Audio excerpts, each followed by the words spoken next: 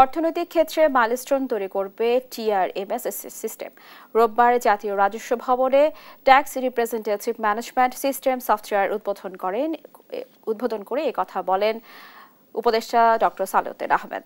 তিনি আরও বলেন, অনলাইনে ট্যাক্স নিতে চাইলে উভয় পক্ষই লাভবান হবেন, তবে সেবা দিতে কোনো কার্পণ্য না করার আহ্বানও জানান তিনি। আর এনবিআর চেয়ারম্যান বলেন, কর দেয়া বেশ জটিল প্রক্রিয়া, তা সহজ করতেই tax representative management system software তৈরি করা হয়েছে। আগামী বছর থেকে কর্পোরেট করও অনলাইনে নিতে চায় এনবিআর।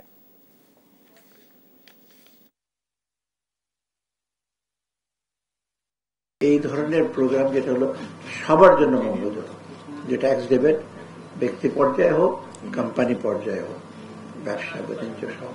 দ্বিতীয়ত যে কালেক্ট করবেন তাদের জন্য সুবিধা, সরকার পক্ষে যারা কালেক্ট করবেন, যারা অফিসার আছেন তাদের জন্য সুবিধা। যে ড্রাজারি আপনি কালেক্ট করতে গিয়ে কত রকম কাগজের লিখতে হয়। ট্যাক্স প্র্যাকটিশনারদের জন্য এটা একটা বিরাট সুযোগ যে আপনার নিজস্ব একটা ডাটাবেজ এখানে তৈরি হয়ে যাচ্ছে। আপনি যখন লগ ইন করে আপনার ট্যাক্স রিটার্ন দিচ্ছেন, কার কার রিটার্ন দিলেন, কি পরিমাণ কি সব আপনি আবার এগুলো কিন্তু এই আর্কাইভিংটা আপনি নিজেই আবার দেখতে পাবেন, নিজেই প্রয়োজনে সেখান থেকে প্রিন্ট নিতে পারবেন।